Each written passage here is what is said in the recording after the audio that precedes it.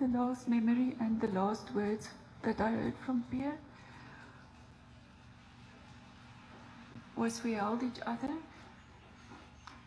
He could not hear at that stage anymore.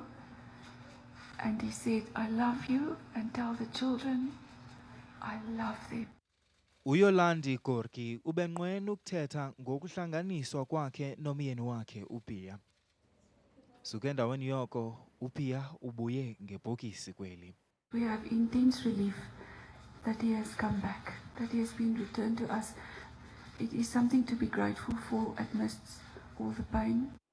Usapho lwakwaGorky luhleli eYemen ukusuka kunyaka ka-2009 ukuza kuthi ga ngoxhwilo lwango-2013. Nangona ixesha labo liphele ngentlekele, uYolandi uthi akazisuli. Kusenjalo uthi eli lixesha elinzima kakhulu kubantwana bakhe. Remember, they never said goodbye, whereas I had the opportunity of 8 months being with Pierre. So they never said goodbye. They wrote letters, and at home we cook his favorite food, and we wear his old grey college t-shirts, and we say the things that he said, and we will keep his legacy alive.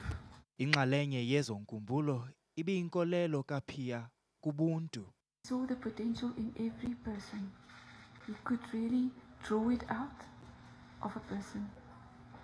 He drew it out of the children.